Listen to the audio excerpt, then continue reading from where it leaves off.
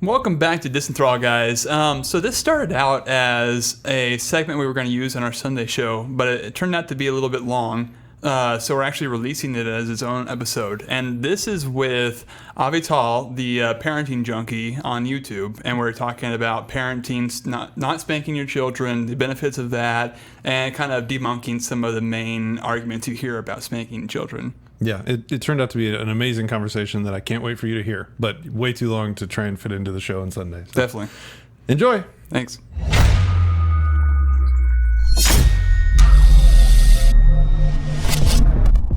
All right, now we're going to have a discussion with Avital, who is the Parenting Junkie on YouTube, and Patrick here is going to give a little quick description about her. Avital is an unschooling mother of 3 kids under the age of 5. She is a mindful parenting coach.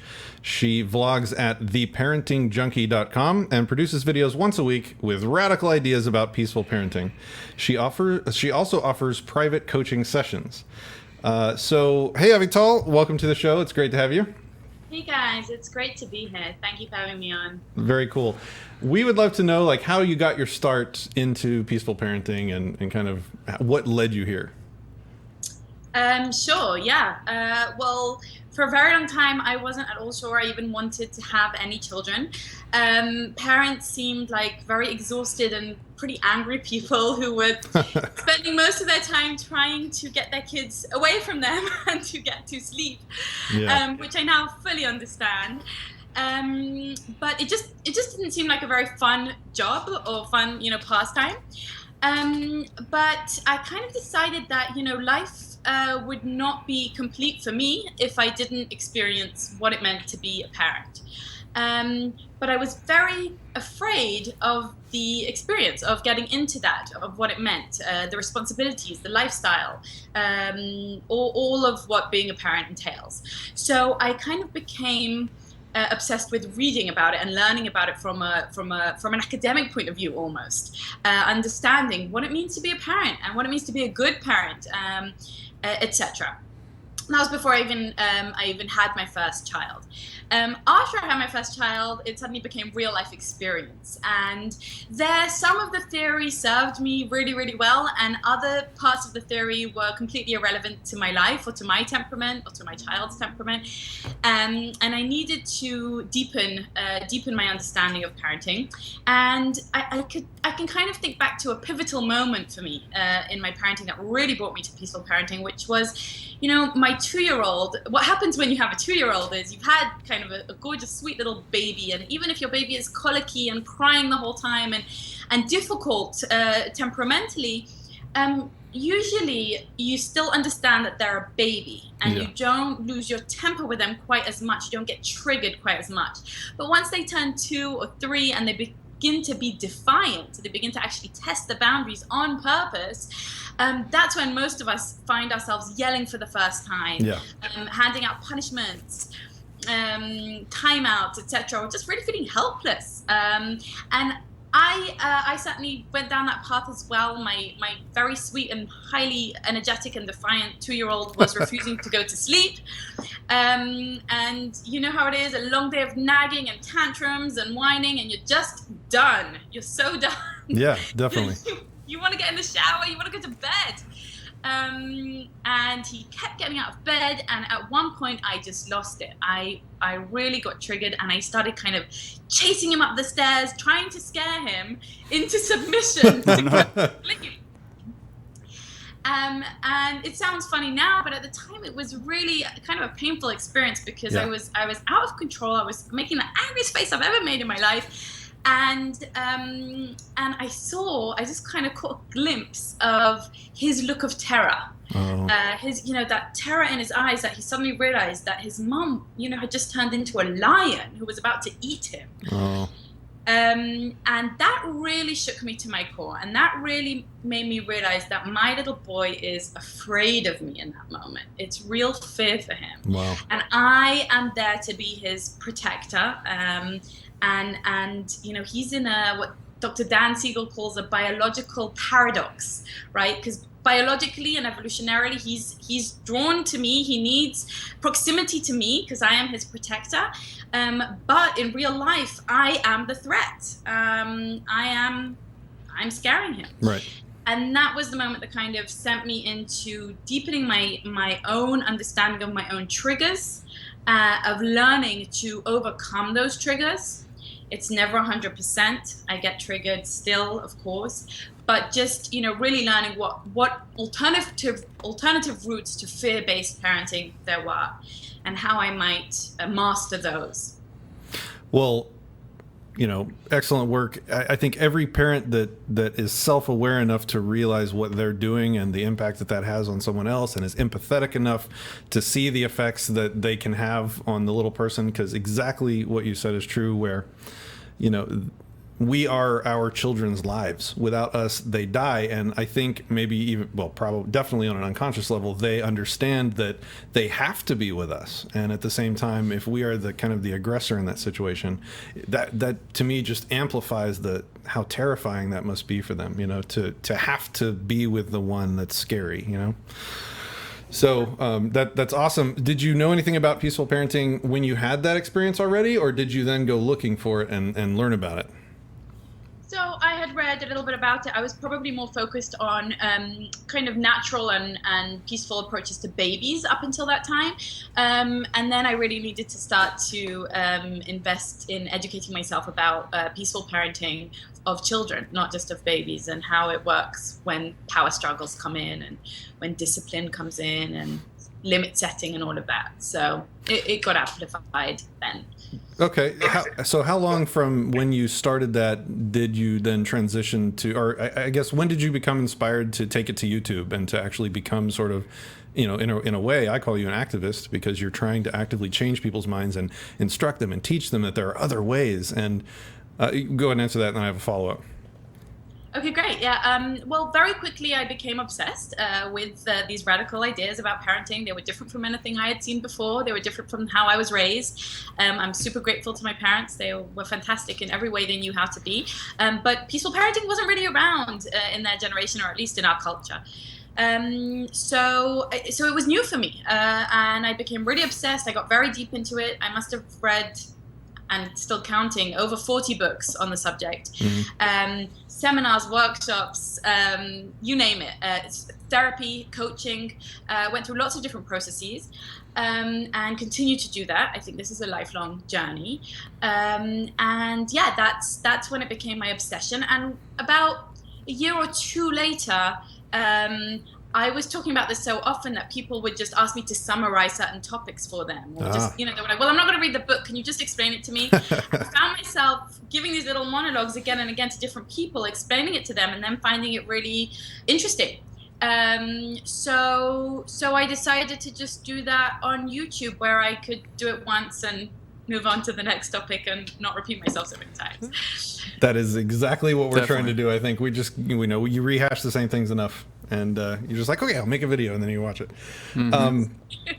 So where were you raised, and kind of what environment? Can you kind of, because I'd like to contrast for maybe the world, the people that aren't from the south of Texas or from where you're raised. I think there are vastly different assumptions on parenting styles in the world, and so I'd like to sort of contrast, like, where were you raised? How were you raised? Can you talk a little bit about that? Sure.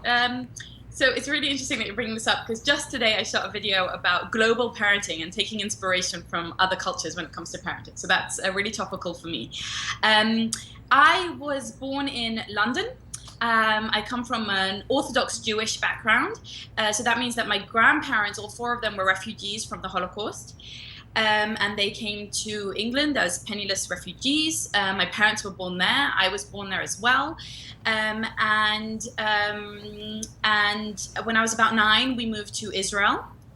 And I spent all of my life in Israel until a couple of years ago, when my family moved to, my and my husband and our children moved to the U.S. Isn't it illegal in a lot of European countries to spank? Isn't that actually, hasn't it been taken to the point where it's in law now that, you can get in big trouble for doing that stuff? Or is that? That's an interesting question. I don't actually know the legal status of spanking in different countries. I do know. I read today that there are 4 countries that have completely outlawed it, and I think it's it's a hot topic. It's discussed, but unfortunately not hot enough. But it seems to be legal in all 50 states. Oh, yeah, absolutely, especially in the South. So, definitely. I mean, I guess we can talk about our experience. Do you want to start? No, you go ahead. Oh, yeah, okay. Yeah. No, you take the lead on this one. In the South. Sorry, Topic, right? what'd you say?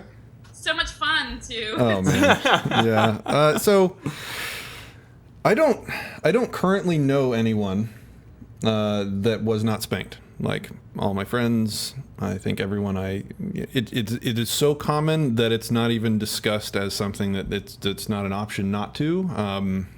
A lot of the knee-jerk reactions when I mention that it's wrong is, oh, well, it's bad parenting not to spank because you're going to be raising people. We'll get into all of the arguments. I don't want to ruin the rest of the show later, but Right. Most people I don't think have even really thought about not spanking, and their immediate gut reaction is, oh, well, you're a bad parent if you're going to raise terrible terrors of children if you don't. And I was certainly spanked frequently. I've had to think a lot about the effects that's had on me, and I've kind of had to work through some of those. And so having that experience has really sort of like steeled my resolve to learn the right way, a better way, the correct way, the moral, ethical way. I come at this from a philosophical standpoint, non-aggression principle. I am dedicated to not using force on anyone in my life, and I would be a hypocrite to not use force on my friends or on my business associates or on the general public, and then come home and force my child to obey me and yes sir and no sir and obey me without question. That authoritarian stance is opposite to my life goal and my drive to make the world a better place. So that means I sort of backed into peaceful parenting from, okay, here are my principles. Now, how do I put that into practice? And coming from a culture where no one has put that into practice, it's so daunting. Because every single day there's some new challenge or new, as they grow and their brains mature and they go through the different phases that they go through, they're experimenting with new things. They're constantly changing their behavior and trying something new and pushing that button. And, what happens when I knock a cup off the counter? And so all of these things had one sort of singular, and I'm sorry, I'm just kind of ranting here, but all of these reactions in the typical parent playbook here in the South had a single response: aggression, punishment, hitting, spanking, grounding, putting them in the corner, timeouts, force. And to remove the only tool that in my toolbox that I was raised with, because you tend to like, and correct me if you think I'm wrong, but it seems like you inherit the toolbox that your parents used on you, right? And so I've taken my tool out, and now my toolbox is empty. And so, like what you're talking about, you have to do tons of reading and research, and there was a freak out phase where I'm like, I don't know what I'm doing. Am I going to screw this up? So channels like yours are priceless for people like me who sort of see the light first and then try and figure out how to make it happen, because we have to go looking because we don't have tools in our toolbox. And so you give us those tools. So I really appreciate what you do. Yeah. That was my story. Yeah. Yeah, I was also spanked, of course. Going through school, everyone was spanked, just like you were saying. I don't know a person that wasn't spanked. Amazingly, my best friend actually had a lot worse than I did, and I got to see what that was like, and it went to the extent of he would get punished if he wouldn't say ma'am or sir to every single grown up that he met in his lifetime. Oh yeah. I didn't have it like that, but still I was punished for anything I did that was wrong. I got punished for lying and stuff like that, and it's funny because you never even think about it until someone illuminates you. Whenever you mentioned to me that you weren't spanking your kids, and you gave like the logical reasoning behind it, I was like, of course it just clicks. It always that's how it happens with me most of the time. But yeah, it made total sense. I was like, if there's a way that you're not spank your kids, then why the hell wouldn't you do that? And it's that light bulb moment, right? Definitely. And the reason why you didn't already have that light bulb moment growing up in the South is because no one is going around flipping that switch here. Right. And so channels like yours, and what we're trying to do with our channel, especially with our friends and connections in the South, is I just want to flip the switch. If you don't agree with me, fine. It's triage at this point down here in the South. Like, if I get 5% of the population, that's a massive amount of people who wouldn't have got it otherwise, and I'm a success, Mm-hmm. So that's what we're trying to do. Thanks for joining us. Do you have any thoughts on that brain dump we just gave you? So many. My mind is just exploding. We probably should have stopped in there if you didn't. One of the points that I just wanted to mention that I think will be interesting to revisit later is the differentiation between spanking or punishing for a moral infringement, right? You said for lying you were spanked, and for other naughty behaviors or disliked behaviors, like whatever, spilling a cup, an accident. I think it would be interesting for us to mention to look into that further along in the conversation. Okay. All right, cool. So I think we're going to have Ryan be the bad guy, and he's got a list of a lot of arguments that I've compiled, and I think you might, Avital, have some that you can contribute to at some point. But I've had a lot of these light switch moments where I start conversations with people, and most of this happens on Facebook. The Facebook argument. Oh, terrible. Arena, right? But I guess I've gotten good at it to a certain point. Like I can stay calm, and I can not make fun of people, and I can not insult people, and so some of my conversations get somewhere sometimes. And this is a list of the actual rebuttals that I've got from people when we discuss this topic. So these are not ad hominems, these are not exaggerations, these are not me kind of straw manning all the people that spank their kids. These are like almost word for word quotes that I've received, and I would like us to sort of respectfully, hopefully, kind of respond and teach, and that's what you're good at. So I'm just gonna, for the most part, shut up and let her kind of hopefully respond, and then maybe I'll throw in some garbage afterwards. But you want to hit it? Yeah, awesome. All right. So I was spanked as a child, and I turned out fine. In fact, if I hadn't been spanked, I think I would have turned out worse.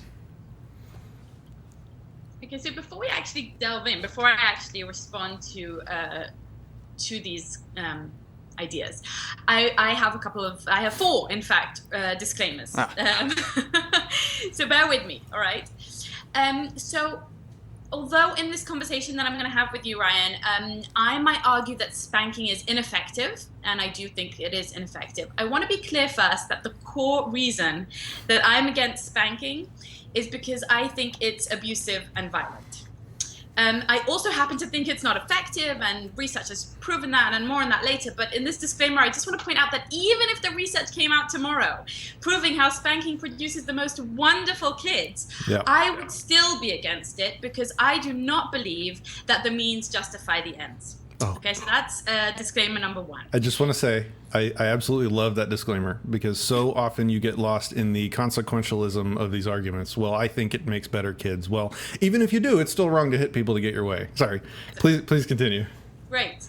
And just to clarify, I just said that spanking is abuse. The definition of abuse is treating a person or an animal with cruelty or violence, especially regularly or repeatedly. So I think spanking clearly falls into that definition for me. Okay, the second disclaimer is that I'm not here to judge parents who lose their cool and speak or act out of anger. As you've just heard from me, this happens to me many times, and I have behaved in aggressive ways that I am ashamed of.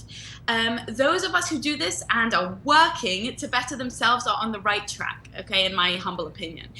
I am, however, passing some judgment on parents who act out of anger, use violence to discipline, and accept it and justify it and even sanction it.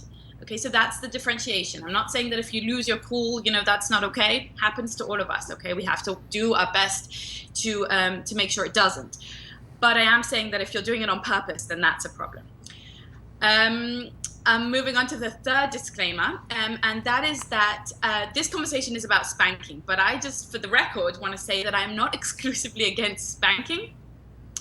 It may or it may not be the worst of all parental aggression and control, but to me, yelling, timeouts, punishment are all similarly problematic and for all the same reasons. So when I say that spanking is forceful, violent parenting, please understand that I see this as one expression, but no one should leave this conversation thinking that it's fine to yell and punish and threaten and put kids in isolation or shame and humiliate them, because I think these are all expressions of controlling, forceful parenting that I am on a mission to displace.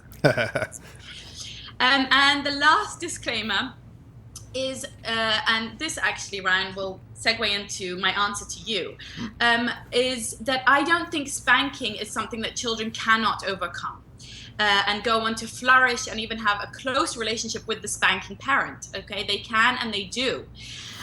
This means that children can thrive despite spanking, but never because of it. And it says much more about children's incredible capacity for resiliency in the face of adversity, and much less about spanking. Many beaten women too go on to have meaningful lives and rebuild their self-esteem despite their abuse. So, in fact, Ryan, that's going to be my first answer to your question. I was spanked as a child and I came out fine. I think I would have come out even worse had I not been. Well, research disproves you on this, because research shows that children who are spanked, and the more they're spanked, the more this is true, are hurt emotionally. They're obviously hurt physically at the time of the spanking, but the emotional residue remains. They're far more likely to spank their own children. They're far more likely to have all sorts, a whole host of difficulties as adults. And so the fact that you've overcome it is wonderful, and congrats. But you would likely be a slightly stronger and more resilient and more emotionally healthy adult had you not been spanked. Very awesome. Good. Very, very good. The only the only thing I had in my notes that I wanted to add there is, I get this argument a lot when I talk to people about smoking. 2/3 of people who smoke don't die of cancer, of lung cancer. That doesn't mean that smoking isn't dangerous. The problem is that you can't know ahead of time if you're going to be one of the people that are seriously negatively affected by smoking.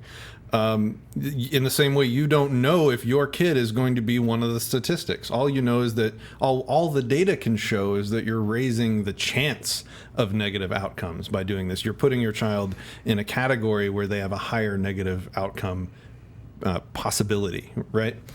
Yep. And the other thing I would say is that, you probably did turn out fine based on the statistics, but you cannot show that you might have turned out better if you hadn't been spanked. Yep. So, any thoughts on that? Yeah, no, absolutely. I think, like I said, people are very resilient. People get over all sorts of difficult things. That doesn't mean that we want to go through them. I have personal friends who have been through terror attacks and survived.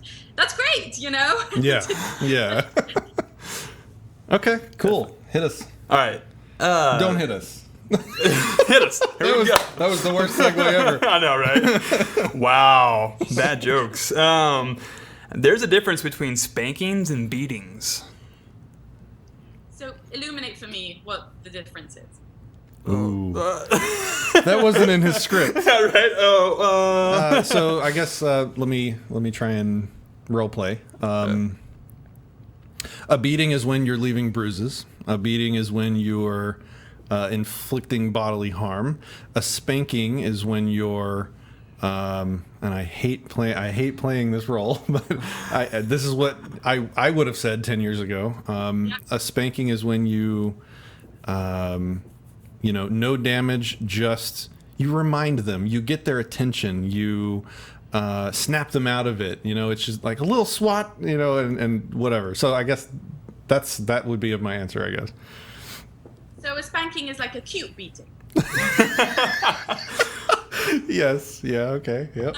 Yeah. Okay. I think. Look. I mean, these arguments kind of make themselves. I feel like it's This is the type of argument, it's kind of a last straw, someone like, sorry, not a last straw, grasping at straws, It's like, I really, really, really want to spank, so just let me tell you that spanking isn't really, really bad. It's just a little bit bad. It's not really bad.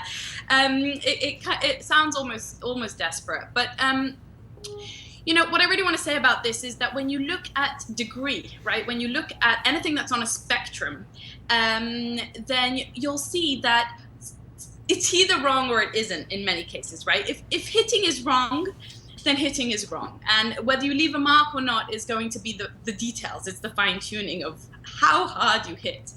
Unfortunately, it's a slippery slope that we don't want to get down, because once you're in a hitting mode, you're very likely going to lose control, and you're very likely not going to be able to differentiate between what you call, spanking and what someone else calls beating. So this is just so subjective. I would put a million fences around before you even get into that game of trying to define the difference between spanking and beating. And I also want to point out just kind of the flaw in logic. Is it okay for a man to slap his wife across the face if he doesn't leave a mark? Ooh. I don't know. Is leaving a mark how we judge whether an action is okay or not? To me, that's a clear no. So, right. I think even the word spanking is a bit of a euphemism. It really is designed to make us feel comfortable with beating or with hitting. But really, we should just call it hitting, because that's what it is. Yeah. So, if a guy steals your wallet and didn't leave any marks, was that okay? Yeah, right. And the emotional marks never show visibly, right? Absolutely. Yeah, I think one of the worst parts of spanking is the shame. The shame and the humiliation. That's so much worse than the physical abuse. So that you don't have to hit very hard to make someone feel the shame. You don't even have to get to the point of hitting them. It's just like the look that you said you saw in your son's eyes, like that's what we're talking about. And there's no scars there that you can see, right? My thoughts on this were children who are spanked, and a lot of my data comes from studies done by Elizabeth Gershoff, who we can link in the description. Children who are spanked as 1-year-olds are more likely to behave aggressively and perform worse on cognitive tests as toddlers than children who are spared the punishment. That was research from Duke University. And then the second one was because children tend to mimic parental behavior, it's possible that spanking sort of creates a model for using aggression. So if parents can hit me to solve the problems with me that they don't like, then I'm being taught sort of the lesson that if I need to solve problems, hitting people is on the table. So it seems like I'm modeling my parents' behavior for that. What do you think? There's no doubt. That's 100%. The core of parenting is that children emulate what we do, and they take little notice of what we say. So if exactly as you say, if my parents solve their problems with weaker, smaller people by terrorizing them, by frightening them, by hurting them, then that must be a good way to solve problems with weaker, smaller people. And yes, research shows again and again that children who are spanked not only spank their children as adults, but are more aggressive as children. It actually increases the very behavior we are trying to decrease when we spank. So yes, it's modeling aggression and it's modeling violence, and our children will follow suit. And to build on that, and you obviously don't have to follow me down these roads that I go down, and you certainly aren't endorsing me by appearing on the show, but I also think that this model that we get as children of sort of might makes right, and we grow up expecting there to be a more powerful entity over us controlling what we do, sort of models adult behavior. So when people reach adulthood, they sort of expect a very strong, in-control government that is into everything we do and has a say in what we do and is there to try and keep us safe. And I think that in a lot of ways has people running and wishing and hoping and pushing for larger government, because that's the model that they grew up with, a very overlord kind of controlling figure. And so, in a way, peaceful parenting is a method of activist, like a long game, a long-running activism for me. I'm trying to change the world and how people interact with each other and with government by changing their expectations as children, getting them away from this might makes right paradigm, this we need some kind of command and control structure around us. I don't know if you have any thoughts on that, and you're certainly you don't need to get into it if you don't want to, but Oh, with pleasure. Yeah, no, I mean, I do agree. I personally because of my personal interest, I take it less into the political and government areas, but even just in the idea of how children fulfill themselves throughout their lives, whether they're looking outside of themselves to extrinsic figures or organizations to validate themselves, to give them justification, to give themselves worth, and peaceful parenting is really, I think a lot of it is about focusing on the intrinsic value. And I think that this is an interesting place to link into what you spoke about when you said you were spanked for doing things that are wrong, because what research shows, and one of the best writers on this topic is Alfie Kohn, that shows that when you give external motivators like rewards and like punishments for behaviors, and especially for moral behaviors, you actually are counterproductive, because you reinforce selfishness. Because when you are spanked because you lied, the message is don't lie, because if you do, you'll get hurt. Rather than don't lie because that hurts others and that's wrong. I see. Right? So a child who grows up with that message is going to have a harder time forming an internal and intrinsic moral code and moral compass, because they only need to not do things that are wrong when they're going to get caught. Ah, yes. Very good. Yep. The only reason for me to share with you is because mommy will spank me if I don't. So when mommy's not here, I'm not going to share.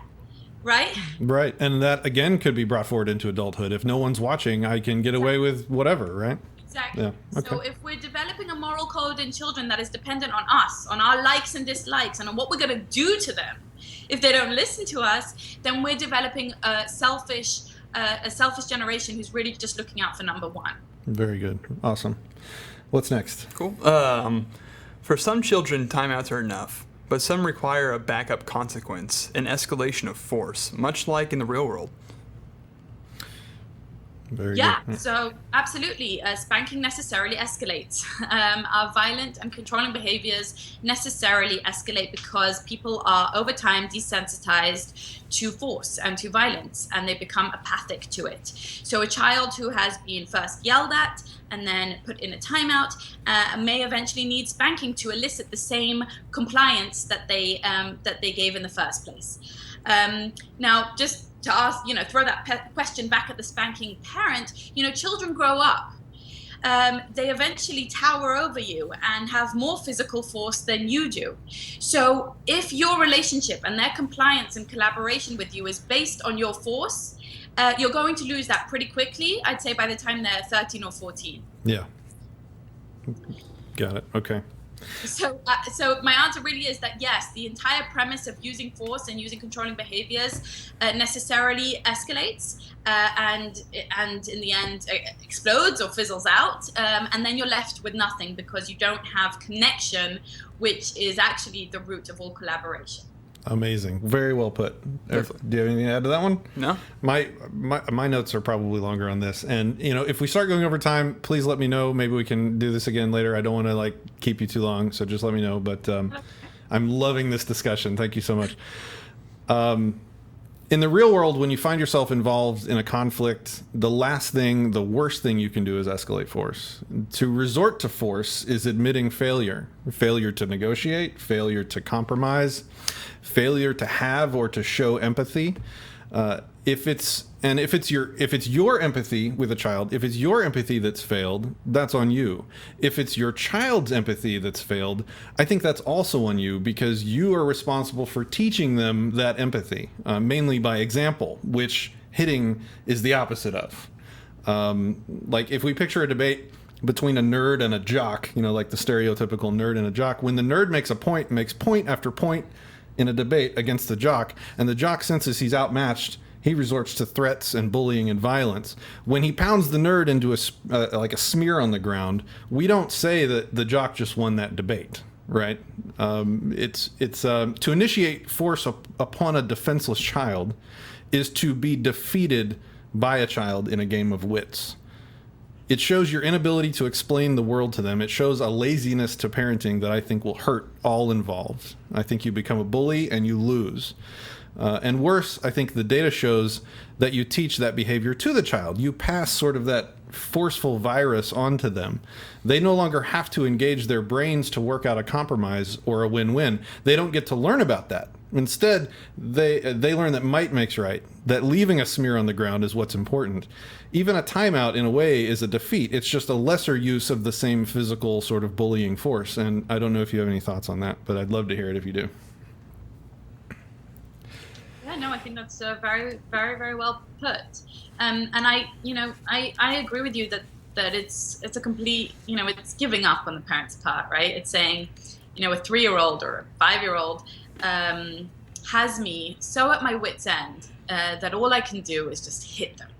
I can't deal with this. I don't know what to do. Yeah. It's really our helplessness. And that's why my empathy goes out so much to parents and to myself when we're in these situations, because what the reason spanking happens, let's just ask ourselves, the real reason that spanking happens is because we are triggered.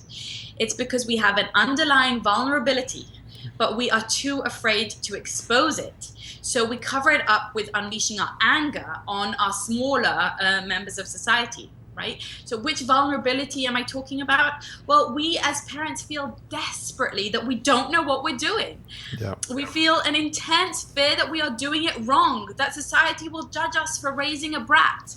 Yes. And this is, you haven't even brought up this argument yet, but this is the safety argument, right? When your kid runs into the street and you start yelling at them and then spanking them, really what you want to say in that moment is, I was so scared. Yeah. I was so scared just now. I couldn't live if something happened to you. I got such a shock that I was losing control of my parental job, which is to keep you safe, right? And instead of us expressing that vulnerability of, oh my God, this is so scary, I don't know what I'm doing, I couldn't even stop my 3-year-old from running into the street, we unleash anger on them because that we can control, and anger is always a cover-up for a vulnerability, for a fear, or for a deep sadness. Yes, very good. I had this conversation with a guy who was totally taken off guard by me. It was in a debate forum for politics, which has nothing to do with any of this, but it came up.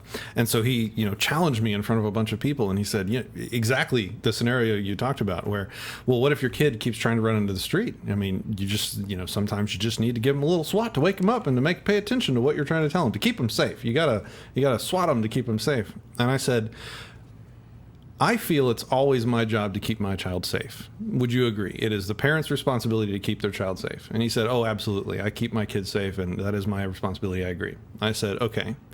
So what you're telling me is that because you failed in your responsibility to keep your kids safe, you're telling me that you now get to hit them for it.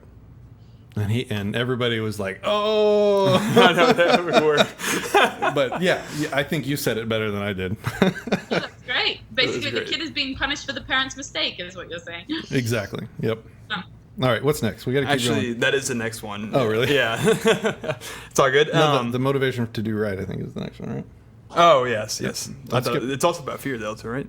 Yeah. So the motivation to do right for most people is fear, not simply being a good person. Fear of punishment, fear of jail, fear of ostracism. Children fear nothing until we teach them to do so. They don't have the reasoning skills to comprehend an explanation of why sticking a butter knife in an electric socket is bad. So when you're not looking, zap. Now they don't know. Now they won't do that again out of fear of the pain of the shock. Sorry, was that suggesting that we should let them experience the pain of the sharp of the butter knife to teach them that. That's what I got out of it. That sounds like really sadistic parenting. Yeah, definitely. Yeah.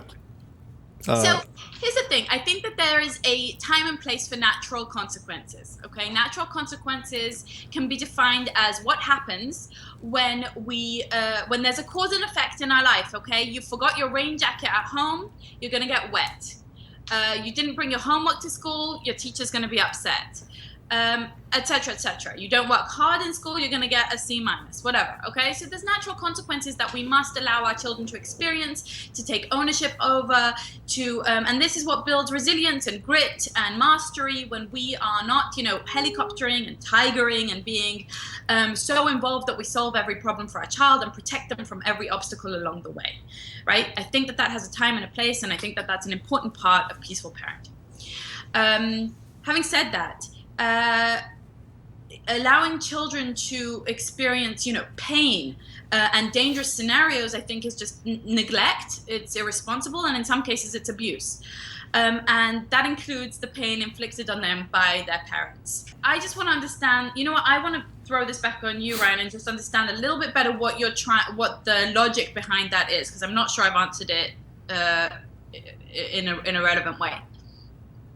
Okay. Well, I mean, these came from my debates on Facebook, right. So go on. You just explain to me what's the logic behind.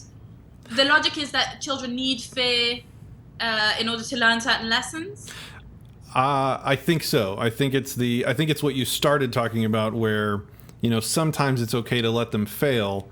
I think, but what was totally didn't make any sense to me was that this came from the same person that was a few minutes ago saying it's the type of arguments like it's okay to swat them to prevent them from getting hit by a car, but now it's okay to let them get shocked by an electrical outlet. It's like, okay, well, if they get hit by a car, they probably won't do that again. Yeah. But maybe that's not the best way to resolve that Probably behavior, right? Probably not. Right. Absolutely.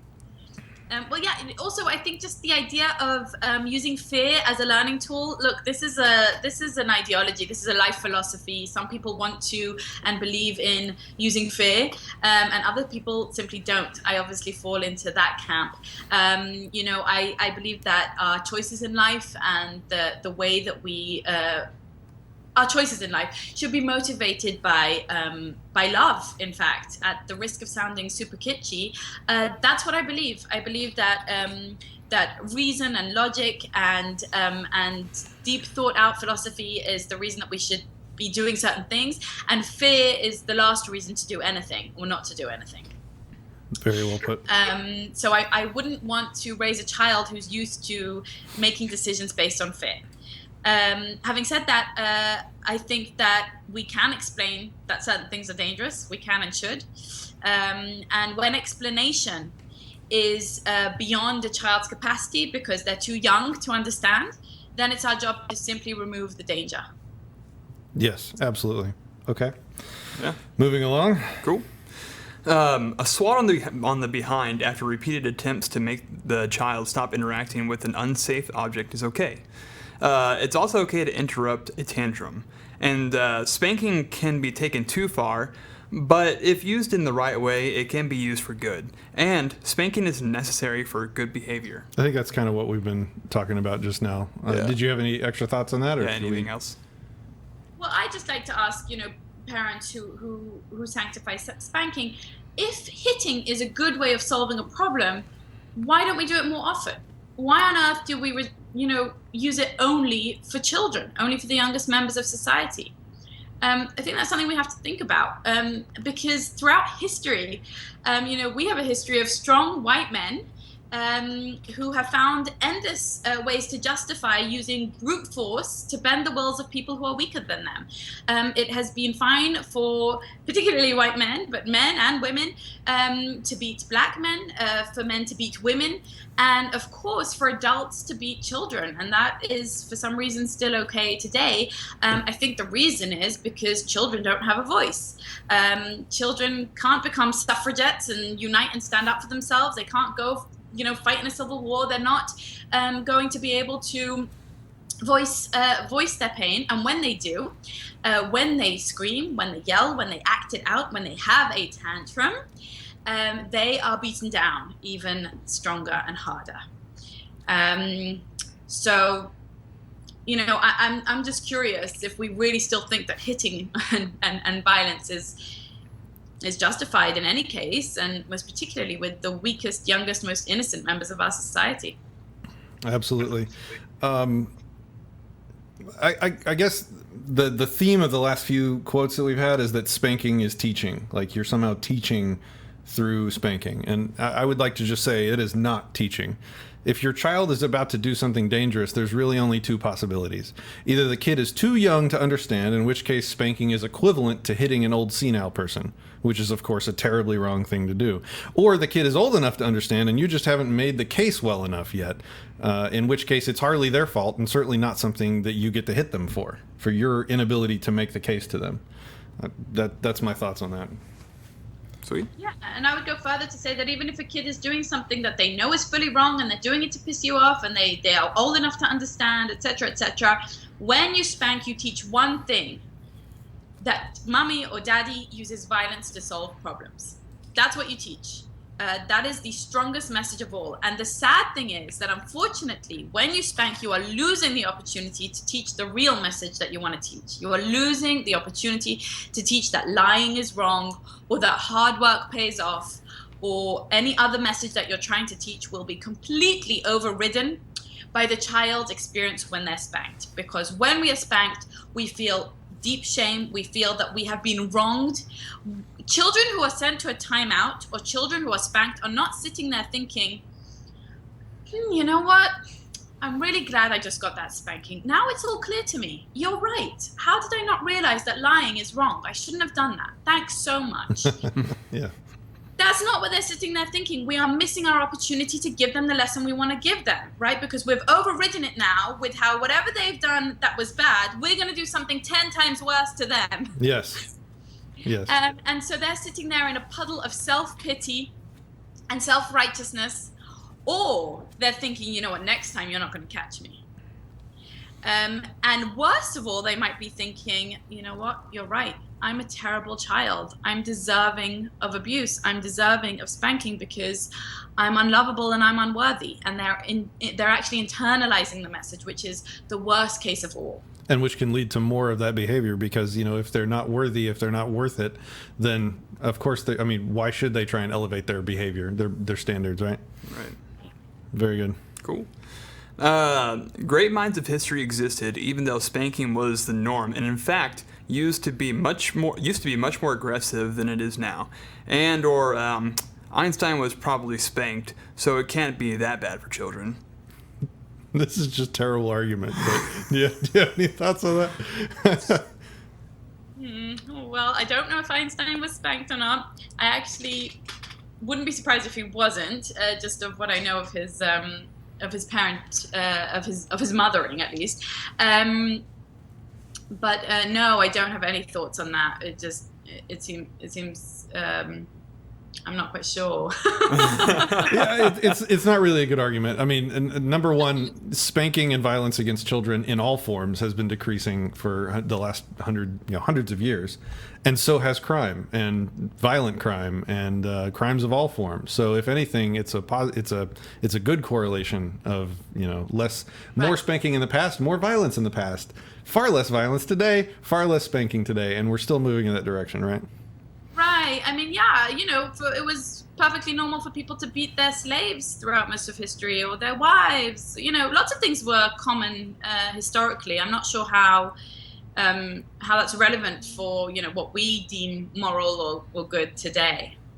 And the research that I've read on the topic says that there might be 3 to 5 IQ point capacity saved by not spanking. So if Einstein was spanked, imagine what he could have done with 3 to 5 extra IQ points. we could actually be time traveling by now. Good God. Right. Absolutely. Okay. Imagine. Cool.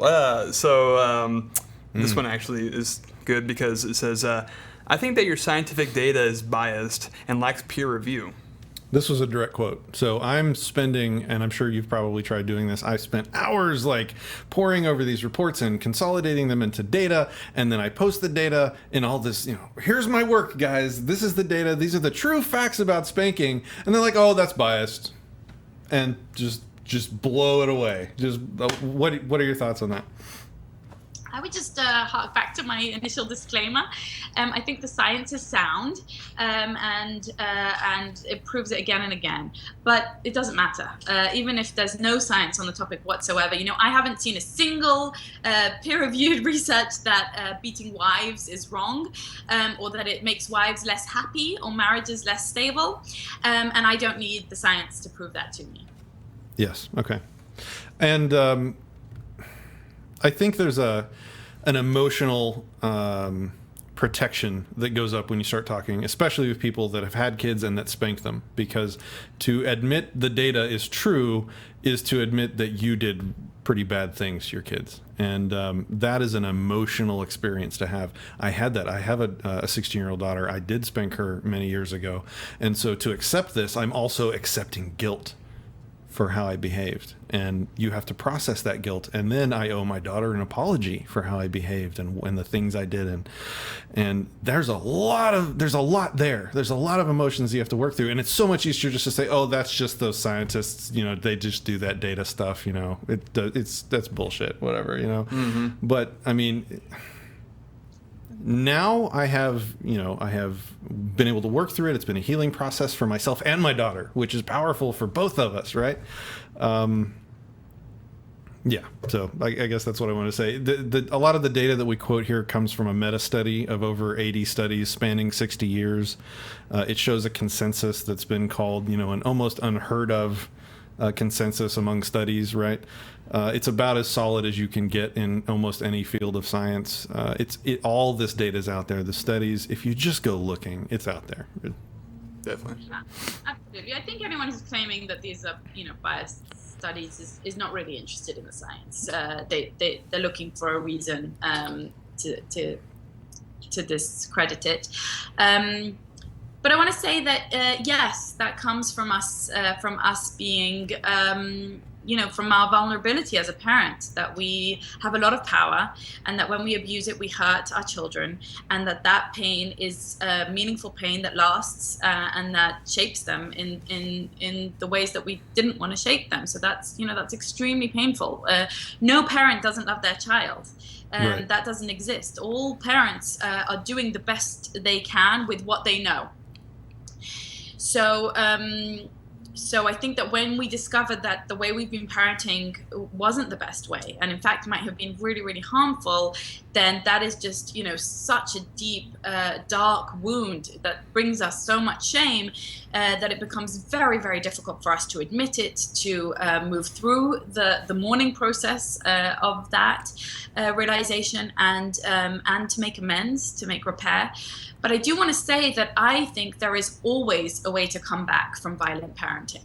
I think that children are incredibly forgiving and vastly resilient, and especially if it's caught in time, parents can and should make amends. And I've got to say, I don't spank my children ever, but there are plenty of things I do to them that I don't want to be doing, that I'm ashamed of, and I find myself apologizing to my children on a daily basis. I think that's brave parenting. I think that when we're able to be vulnerable and to show that we're human and that we're learning and that we're trying and that we don't always get it right and that we're willing to admit that, is what our children need, much more than perfect parenting. And I think that just asking the question, hey, could I have done this differently? Can I do this differently in the future? How did this impact you? Let me take that seriously for a moment. I'm adult enough to hear that, to take that, and to own it, to own my mistakes. And that's essentially what we're asking our children to do. When our children, forget to say sir or ma'am, or lie, or God knows why we spank them, but for whatever reason, we're saying you need to be accountable. You need to be punished because you need to learn accountability. Well, okay, let's step up as parents and be accountable for our actions and show them how that's done. My own personal opinion is that when we spank them, then now there's 2 immature 4-year-olds in the room rather than just one. And if we expect a 4-year-old to use their words, then hopefully as parents we can use our words as well. Yes. Okay. So I think we have one more, and then we can wrap it up. I know this is going on long. I appreciate you hanging in there with us for it. Definitely. Children are not tiny adults. We are not born with a sense of right and wrong. We are, for all intents and purposes, born sociopaths and learn right from wrong as we go. I didn't make these up. I just want to say.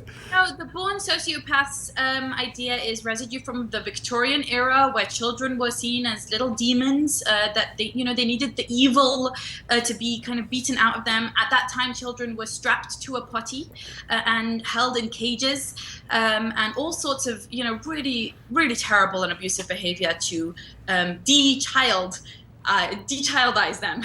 Wow. Today we know plenty about childhood development, about what is and isn't appropriate for children to know how to do. We know that lying at certain ages is not really, immoral. We know that testing behavior as a 2-year-old is not sociopathic. We know all of this. So any parent who's interested can learn what is developmentally appropriate, what those stages mean and why they come about, and how they can peacefully handle them. But as we've already mentioned in this conversation, spanking just teaches violence. So if we don't want to raise a sociopath, it's a really good idea to stay away from that method of teaching. Definitely. Yes. Okay. So I have a couple closing thoughts, and then if you have any closing thoughts, and then I think we can wrap it up. Is that good? Yeah, great. Awesome. Okay. So a lot of what I hear is, I hit my 5-year-old because I can't reason with him. So again, this is a quote from Stefan Molyneux. I don't know if you've heard of Stefan Molyneux, but this is powerful. It's just logic. So if you say, I can hit my 5-year-old because I can't reason with him, then you should at least be open to reason yourself and accept reason and evidence and change your behavior. Because you can't really have a higher standard for a 5-year-old than you can have for yourself and say that aggression is valid because you can't reason with a 5-year-old and then turn around and reject reason and evidence yourself. That would be pretty hypocritical. So I would go out there. The information is there. The knowledge is there. The research is there. It's very plain. Then I would the summary and conclusion of sort of the evidence of spanking is that when you spank, you get increased childhood aggression, you get increased delinquent and antisocial behavior, you get a decreased quality of parent-child relationships, you get a decrease in child mental health, you get increased physical abuse, increased aggression at adulthood, increased adult criminal behavior, decreased adult mental health, and an increased risk of abusing your own spouse and child later in life when you spank your kids. My final 2 thoughts are, gravity is the force that attracts a body towards the center of the earth or toward any other physical body having mass. Suppose someone says, I disagree, I don't think of gravity in that way. Well, Sam Harris puts it best when he says, all we can do is appeal to scientific values, and if they don't share those values, the conversation is over. If someone doesn't value evidence, what evidence are you going to provide to prove that they should value it? And if someone doesn't value logic, what logical argument can you provide to show the importance of logic? The second is a quote from Adam Muir and James Wallerstein in the paper The Influence of Corporal Punishment on Crime. Quote, physical punishment is considered too severe for felons, murderers, criminals of all kinds and ages, including juvenile delinquents, too demanding for delinquent soldiers, sailors, servants, and spouses, even dogs. But it remains legal and acceptable for children who are innocent of any crime. Yeah, that's kind of my closing thoughts on it. If you have any? I don't think there's anything more powerful than that. Thank you so much for being with us. I absolutely love this conversation. I hope you'll put up with more of them in the future with us. And if you ever have any thoughts, please contact us and let us know. And thank you very much. Thank you guys. It was wonderful to be on. Awesome. All right. Bye. Bye. Bye. Bye.